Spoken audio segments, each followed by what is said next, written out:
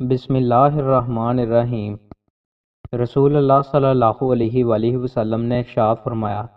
باجماعت نماز اکیلے شخص کی نماز سے 27 درجے زیادہ فضیلت رکھتی ہے۔ رسول اللہ صلی اللہ علیہ وآلہ وسلم نے ارشاد فرمایا، میرے گھر اور میرے ممبر کے درمیان جو جگہ ہے وہ جنت کا باغیچہ ہے، اور میرا ممبر میرے حوض کوثر پر ہوگا۔ رسول اللہ صلی اللہ علیہ وآلہ وسلم نے ارشاد فرمایا، شہداء اور اپنے بستروں پر وفات پانے والے، طاعون کی وجہ سے فوت ہونے والوں کے بارے میں ہمارے رب عز و جل کے سامنے مقدمہ پیش کریں گے تو شہداء عرض کریں گے، ہمارے بھائی ہیں وہ ویسے ہی شہید کیے گئے جیسے ہم شہید کیے گئے،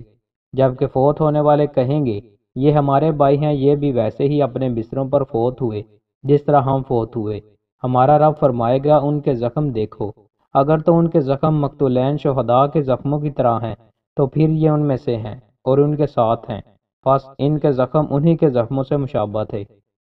رسول اللہ صلی اللہ علیہ وآلہ وسلم نے ارشاد فرمایا، تم لوگوں میں سے اس شخص کو بہترین پاؤ گے جو اس امر حکومت و امارت کو انتہائی ناپسند کرتا ہے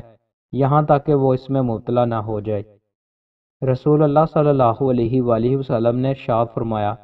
اپنی اولاد اور اپنے اموال کے لیے بددعا نہ کرو، کہیں ایسا نہ ہو کہ تم کسی ایسی گھڑی میں اللہ سے دعا کر بیٹھو جس میں دعا قبول ہو جاتی ہے۔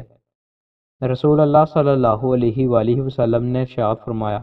بندہ سجدے کی حالت میں اپنے رب کے انتہائی قریب ہوتا ہے، پس سجدے کی حالت میں زیادہ دعائیں کرو۔ رسول اللہ صلی اللہ علیہ وآلہ وسلم نے ارشاد فرمایا، جب جنتی جنت میں اور جہنمی جہنم میں چلے جائیں گے تو موت کو لایا جائے گا اور اسے جنت و جہنم کے درمیان کھڑا کر دیا جائے گا، پھر اسے ذبح کر دیا جائے گا، پھر ایک اعلان کرنے والا اعلان کرے گا،